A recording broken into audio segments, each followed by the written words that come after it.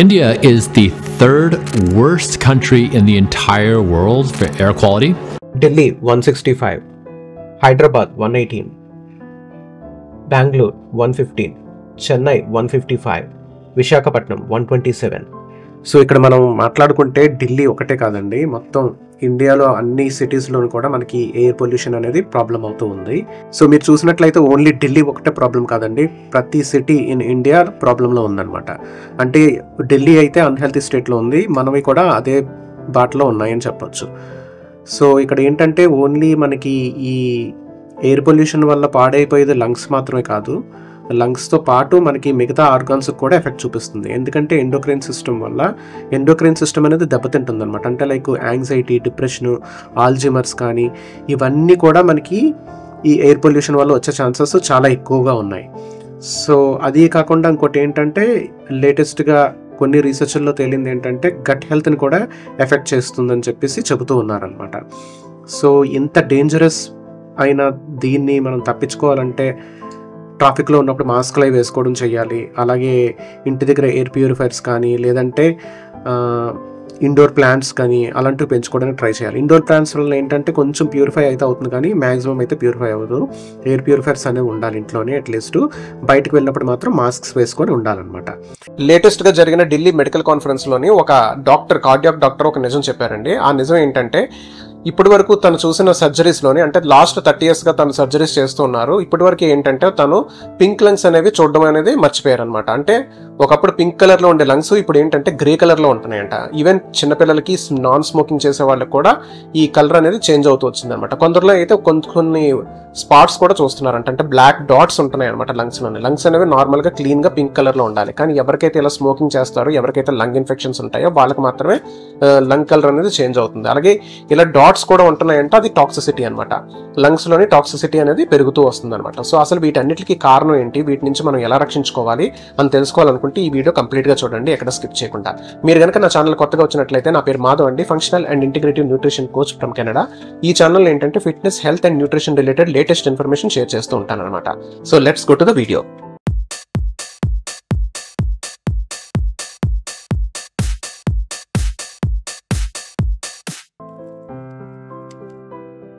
ఒకప్పుడు lung diseases కానీ లేదంటే ఆస్తమా కానీ ఎక్కడో ఒకలాగా కొందరికి మాత్రం ఉండేదన్నమాట. కానీ ఇప్పుడు అలా కాకుండా ఏంటంటే ప్రతి ఒక్కరిలోని లంగ్ డిసీజెస్ అనేది స్టార్ట్ అవుతున్నాయి. అలాగే ఆస్తమా కానీ, బ్రీతింగ్ ప్రాబ్లమ్స్ కానీ ఇవన్నీ కూడా కామన్ అయిపోయింది అనమాట. ఇంకా పిల్లల్లో అయితే చెప్పక్కర్లేదు, చాలా మంది పిల్లలకి ఇప్పుడు పుట్టిన దగ్గర నుంచి ఆస్తమా ప్రాబ్లమ్స్, బ్రీతింగ్ ప్రాబ్లమ్స్ అనేవి వస్తూ ఉన్నాయి అనమాట. సో వీటన్నిటికి అసలు కారణం ఏంటి? ఒకప్పుడు ఏంటంటే ఇలా లంగ్ డిసీజెస్ వస్తున్నాయంటే ఒకవేళ ఎవరైనా స్మోకింగ్ చేసే వాళ్ళు ఉంటే వాళ్ళకి వచ్చే ఛాన్సెస్ ఎక్కువ ఉండేవి. అలాగే ఫ్యామిలీలో కూడా స్మోకర్స్ ఉంటే వాళ్ళ ఫ్యామిలీ కూడా ఎఫెక్ట్ అయ్యేదని చెప్పుకునేవారు అనమాట. కానీ ఇప్పుడు అలా కాకుండా ఏంటంటే స్మోకింగ్ చేస్తున్నా చేయకపోయినా అందరిలోని ఇలాంటి లంగ్ ప్రాబ్లమ్స్ వస్తున్నాయి. సో అందుకని మనకి ఏంటంటే మన కోవిడ్ వచ్చినప్పుడు ఎవరికైతే ఇలాంటి లంగ్ ప్రాబ్లమ్స్ ఉన్నాయో కానీ బయటికి తెలియకుండా ఉన్నాయో వాళ్ళందరూ చనిపోవడం జరిగిందనమాట. సో అసలు ఈ లంగ్ ప్రాబ్లమ్స్ ఎందుకు ఇలా ఎక్కువ అవుతున్నాయని చెప్పేసి మాట్లాడుకుంటే, మన లాస్ట్ టైం ఏంటంటే కాన్ఫరెన్స్లోని, మెడికల్ కాన్ఫరెన్స్ ఒకటి జరిగిందండి ఢిల్లీలోని. సో అందులోని ఒక డాక్టర్ చెప్పింది ఏంటంటే లాస్ట్ 30 yearsగా తను సర్జరీస్ అయితే చేస్తున్నారు. సో ఈ 30 yearsలోని ఏంటంటే లంగ్ కలర్ అనేది పింక్ కలర్ నుంచి గ్రే కలర్ కింద మారుకుంటూ వచ్చిందనమాట. ఈవెన్ చిన్నపిల్లల్లో కూడా, అంటే లైక్ స్మోక్ చేసే వాళ్ళు నార్మల్గా అది గ్రే కలర్లో ఉంటుంది, కానీ స్మోక్ చేస్తున్నా చెయ్యకపోయినా అందరిలోనూ కూడా ఈ కలర్ అనేది ప్యూర్ పింక్ కలర్లో ఉండాల్సిన లంగ్స్ అనేవి ఏంటంటే గ్రాడ్యువల్గా చేంజ్ అవుతూ పింక్ కలర్ బదులు కొంచెం గ్రే కలర్ లోని, అలాగే కొందరికి అయితే కొంచెం బ్లాక్ స్పాట్స్ కూడా చూడడం జరిగిందనమాట. సో అసలు ఎలా ఎందుకు జరుగుతుందని డాక్టర్ చెప్పింది ఏంటంటే పొల్యూషన్ అనమాట. సో ఇప్పుడు మనం చూసుకున్నట్లయితే ఒకప్పుడు ఢిల్లీలో ఉండే పొల్యూషన్ ఇప్పుడు ఈ లాస్ట్ 10 yearsలోని డబుల్ అయిందనమాట. అలాగే మెట్రోపాలిటన్ సిటీస్ లైక్ హైదరాబాద్ కానీ, చెన్నై కానీ, బెంగళూరు కానీ వీటిల్లో కూడా ఏంటంటే లాస్ట్ 10 yearsతో పోల్చుకుంటే ఈ పొల్యూషన్ అనేది చాలా ఎక్కువ ఉందన్నమాట. అంటే 10 yearsలోని ఈ పొల్యూషన్ అనేది డబుల్ అయ్యింది. సో ఇలా డబుల్ అయ్యిందంటే ఏంటంటే మనం పీలుస్తున్న ప్రతి గాలిలోని కూడా మనకి ఏంటంటే టాక్సిన్స్ అనేవి ఉన్నాయి. అంటే మీరు స్మోక్ చేస్తున్నా చేయకపోయినా సరే మీకు ఏంటంటే లంగ్ ప్రాబ్లం అనేది వచ్చే అవకాశం చాలా ఎక్కువ ఉందన్నమాట, ఎవరైతే ఇలాంటి సిటీస్లో నివసిస్తూ ఉంటారో వాళ్ళకి. ఇంకా షాకింగ్ న్యూస్ ఏంటంటే ఒకప్పుడు ఓల్డ్ ఏజ్లో వచ్చే లంగ్ క్యాన్సర్ అనేది ఇప్పుడు ఏంటంటే యంగ్ ఏజ్లోని, బిలో 30 yearsలోని చాలా మందిలోని చూస్తున్నానని చెప్పేసి డాక్టర్ చెప్తున్నారు అనమాట. సో అంటే మనం ఎంత డేంజర్లో ఉన్నామో మీరే చూసుకోండి. 1988లోని 9:1 ఉండే రేషియో, అంటే లైక్ లంగ్ ప్రాబ్లం యొక్క రేషియో 9:1 ఉండేదండి స్మోకర్స్కి, నాన్ స్మోకర్స్కి. కానీ ఇప్పుడు ఏంటంటే 1:1 రేషియో ఉందన్నమాట. అంటే స్మోక్ చేసే వాళ్ళు, స్మోక్ చేయని వాళ్ళకి కూడా సేమ్ రిస్క్ ఉందన్నమాట. సో ఈ పొల్యూషన్ అనేది, ఎయిర్ పొల్యూషన్ అనేది లాస్ట్ 10 yearsలోని మనకి డబుల్ అయినట్లయితే ఇంకొక 5 yearsలోని మళ్ళీ డబుల్ అయ్యే ఛాన్సెస్ ఎక్కువ ఉన్నాయి అనమాట. ఎందుకంటే మనకి ఇండస్ట్రీస్ పెరుగుతూ ఉన్నాయి, మనకి ఈ పొల్యూషన్ అనేది, ట్రీస్ అన్ని తగ్గిపోతూ ఉన్నాయి అనమాట. ఎన్విరాన్మెంటల్ పొల్యూషన్ అనేది మనకి చాలా ఎక్కువ ర్యాపిడ్ స్పీడ్లో పెరుగుతుంది. అందుకనే కెనడా లైక్ కంట్రీస్లోని ఏంటంటే వాళ్ళు పెట్రోల్ అది కూడా వాళ్ళ కంట్రీలో చేసుకోరు అనమాట. అంటే వాళ్ళు రిఫైనరీ సిస్టమ్ కానీ ఏది కూడా కెనడాలోనే ఉండదు.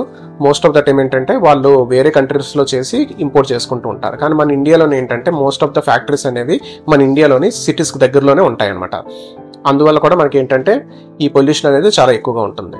సో ఆయన చెప్పిన దాని ప్రకారం ఏంటంటే ఇంకా ఢిల్లీలో అయితే ఇంకా చెప్పక్కర్లేదు అనమాట. మొత్తం ఇండియాలోనే ఢిల్లీలోనే అనేది టాప్ పొల్యూషన్ అనేది ఉంటుందన్నమాట.